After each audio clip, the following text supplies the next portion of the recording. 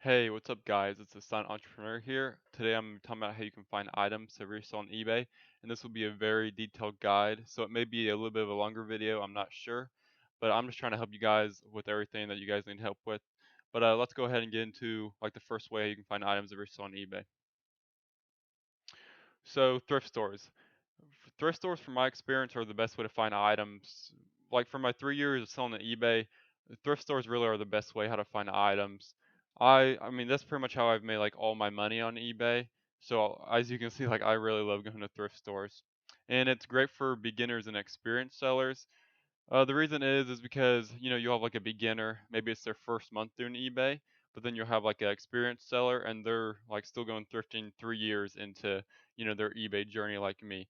So as you can see, like it's a huge range, and it's open from beginners to experienced sellers. And what's really great about thrifting, especially for beginners, is the low level of entry. So it's very easy to find items. You just go to the thrift store, and then right when you walk in, there's thousands of items in front of you, and then there are usually tons of items at cheap prices. So let's take for example Goodwill. Shoes, like the average price is $5, and then like for like t-shirts and all that, it's usually $4 is your average price of it. And then if you would go up to like a leather jacket, leather coat, they're usually $10. And so it's you have cheap prices all around you, and then like miscellaneous items, I would usually say the average prices of those are usually $5. And then low risk, it is very low risk for the fact that you're not having to spend a lot of money up front on an item. Like I said, you could get a pair of shoes, pay $5, and then resell for 40. So it's very low risk. And then that'll lead me into the profit margins are really high. Like I just stated, you find a pair of shoes for $5, you resell for $40, your profit margin on that is really high. And with going to thrift stores, usually you have low competition and high demand. What I mean by that, for example, we'll just go like with the shoe thing again. So, say you're at Goodwill or just any thrift store and you find like a pair of Nike shoes for $5. And so let's just say usually all the like shoes and everything are at thrift stores are going to be used. So let's say you find a used pair of Nike shoes. Nike is already like a high demand like item, and plus, since you have it used, it's really in high demand because people are looking for Nike shoes that are going to be cheaper. And then if you have it used, a lot of people are like, looking for the used ones because they are going to be the cheapest. And so you're not going to have very many competition on that specific, Nike shoe because there aren't going to be a lot of people with that used Nike shoe that you just got. But there will be a high demand for that product. So you'll be able to sell it quick. All right, let's go ahead and get into the next way on how you can find items. Garage sales. This is a great way how to find items. I mean I've been doing it a little bit. I haven't done, as much as thrift stores, but garage sales are definitely a good way to make money, and I've made a lot of money with garage sales too. So again, they're great for beginners and experienced sellers. And then you need to go to garage sales where there is a lot by each other. And what I mean by this is that like what I did in the beginning with the garage sales, I would just maybe like travel 15 minutes to a garage sale there, and then go 10 minutes to another one. And then what I found out was, it takes a lot of gas money to do that. And plus, if you go to that single garage sale, garage sales aren't going to be very big anyway. And then they could just have, awful items, or maybe they have good items, but prices are too, high. And so you wasted 15 minutes driving all the way there, and then you have to go another 10 minutes somewhere else. So that's like what I mean. Like you never know if a sale's going to be good, and then you don't have to want to waste gas money doing that all day. So if you can basically find like a neighborhood garage sale, those are the best because you don't have to waste money driving everywhere, and you can like walk to each sale because they'll be within walking distance. And I highly recommend that. I have saved a lot of time and money doing that, and usually the neighborhood garage sales, there's usually really good items in it since the whole neighborhood is putting them on, and they don't do it very often. So I really, really encourage that. And you want to look for garage sales in good neighborhoods. And from my experience, you usually find better items there. And then items tend to be in better condition than if it was like, let's just say like a less, known neighborhood. And then there's a lot more items to choose from usually from good neighborhoods because they have more money to spend. So they'll be purchasing a lot more items. And then, there's a lot more items they don't use. So garage sales are a really good way if you want to find items. And let's go ahead and get into the next one. Okay, well, actually, this was garage sales continued. So basically, the prices vary a lot. You want to use the app Sell Treasure Map. And then I have personally used the app and I love it. Like where I live in Missouri, and so the weather in winter, like there aren't going to be very many sales. So it's usually only in spring and summer. So I use the app and it shows like all the sales around you, and it's really good because you can map all your locations out where you want to go, and then you can mark if you've been there. It's just a really great app. And then you will only be able to see sales on Thursday and Saturday on the app. So if basically you have to unlock the whole week, which costs $4.99 a year, but this app is totally worth it. If you look up on your app store, the reviews on it are, crazy good. I believe it has like 5-star reviews out of 20,000 people. So it's a really good app and I recommend you using that app if you're gonna go garage selling. And, like I said, they show like all sales, so they'll have like estate sales on there and, auctions. They'll just have everything, like all type of sales on there. All right, so let's get into the next one. This brings me to church sales. This again is great for beginners and experienced sellers. Churches do not hold sales very often, so you can usually find like amazing items at great prices. And I have been to like a few like annual church sales, and those are really good to go to. And then, like I was saying, they have tons of items. You walk in there and they just have thousands upon thousands of items. And then all items are in great condition.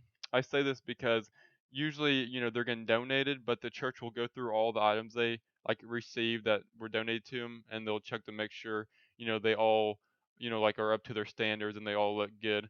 But yeah, church sales are really great. And plus, you're helping out a church, which is really helpful for them and, just helps grow the community to be better. So, and another thing I'm gonna add to church sales is like this one church sale I went to before. I don't know, it was like a canister set, and it was like a chef canister set, and I sold it to somebody in France, and they pay like over $100 for it, and I got it for like $5 for the whole set. And then I don't know, they just have really good items at this church sales. Anytime, like whenever the weather gets warmer, definitely check, on Craigslist or on that, you know, treasure, the yard sale treasure map. excuse, excuse me, guys. And then you'll be able to see like all the sales whenever like those pop up.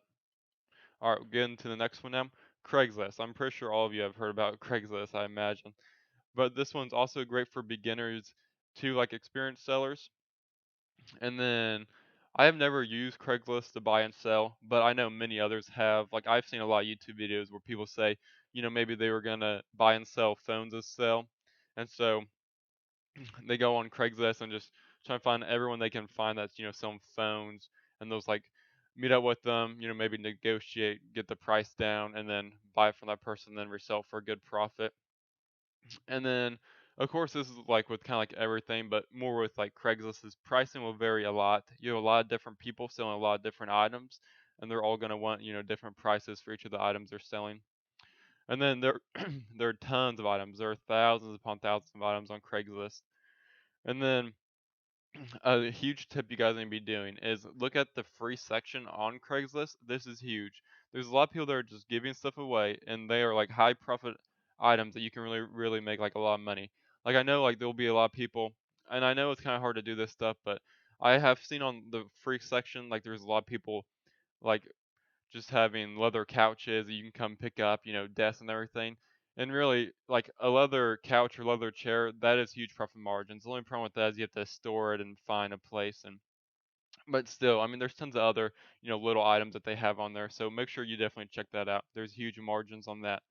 And another tip I'll give you guys, I don't know if anyone, like if you ever heard anyone say this to you, but you can also post an ad on Craigslist and just, put it out there, say, hey, I'm looking for items. If you have any unwanted items, I'll, take it off your hands and we can negotiate price. That I have seen some people do that and it makes them a lot of money doing that. All right, we'll get into the next one. All right, estate sales. So I would say this is great to moderate to advanced sellers. And then prices will usually tend to be higher. This is why it's basically moderate to advanced, because when you're a beginner, you don't have to be spending, higher, you don't have to be spending more money on items. You just want to have, just a basic level entry. You want to be spending as little as possible as you can. And then some people might bring in a company to sell their items. So, like, this is really popular in like estate sales is if you have, let's say, a lot of items, you'll bring a company in and they'll just sell your items for you. They'll keep track of all your items and then, keep track of all the money coming in. And then this will cause prices to be higher because if they have a company coming in, they're going to have to pay the company, their fees, which will make their prices, of all their items go up. And then people usually have to spend a lot more time in creating an estate sale compared to like a garage sale. Because garage sale, you usually have it in your garage or outside your home. And with the estate sale, most people are coming inside your home, so you have to spend a lot more time, making sure everything's picked up, just making sure your house looks good. So when people come in, they're not just seeing like a trashy home and they'll want to spend money in your house. And another thing about estate sales, which is good, is they usually have higher quality items, but the con of this is going to be that you're going to have to spend more up front. And once again, that's why I'm saying it's better for like moderate to advanced sellers because when you're a beginner, you don't want to have to spend more on an item. And then usually, like sometimes there won't be like any good items, and I haven't had much luck with the state sales honestly. Like I've only been to a few, and when I went to them, usually the prices were a lot higher, and the items like I found like you can't really make a profit on, so it wasn't really worth for me to go. But I haven't done this as much, but I know some people like make a killing off of this. Is like prices get cheaper as the sale goes on, so let's say a sale starts on Wednesday, everything will be marked up to what it can be. And then, let's say it goes to Thursday, it might be like 10% off. You go Friday, maybe like 30% off. Saturday, like 50%. And then like Sunday could be like 75% off or up. So that's when you can really make a lot of money is if you find like really good items on that Sunday because the prices will be marked down a whole lot. And then other ways to find items, which this is what I did and it really helped me, is you can go to your family and friends and see if they have any unwanted items. I did this like with my grandma, and she had a lot of unwanted items that I took from her, took took from her, and then I resold. So you'll definitely want to go ask your family and friends. And the good thing about you need to tell your family and friends what you're doing, because if anyone ever asks them, like maybe their friends or anything like that, ask them like if they know of anybody who wants like these items, they'll be like, "Oh yeah, I know this person who wants the item." So you definitely want to tell everyone what you're doing. So then if that ever comes up, they'll go directly to you and you'll be able to get those good items. And then like I was saying, you can make ads stating you will pay like people for items they no longer want. And you can do this outside Craigslist. You can post it on other, post it on Facebook or, anything like that. Just get the word out there that you're looking for items. And then another place I've done this like a few times, but it's never really like worked out for me very much. But you can go to flea markets. It's another way to find items. I know there's people that, they do a lot of thrifting in flea markets and it's a good way to make money from them. But I personally never done it, so I can't like give you any helpful tips on flea markets. But yeah, guys, let's see. I think that's it for this video. And if you know of any other way how to find items, or just put them down in the comments below. So, it'll be helping me out as I can see like other places to go to, and you'll be helping a lot of other people out, seeing where else you can find places. Oh, okay. Actually, one I did not mention is you can also find online auctions. I have done a lot of online auctions, and I have made like a lot of money doing that. The only bad thing with online auctions is that you don't get to see the product before you get it, so you have to be really careful with that.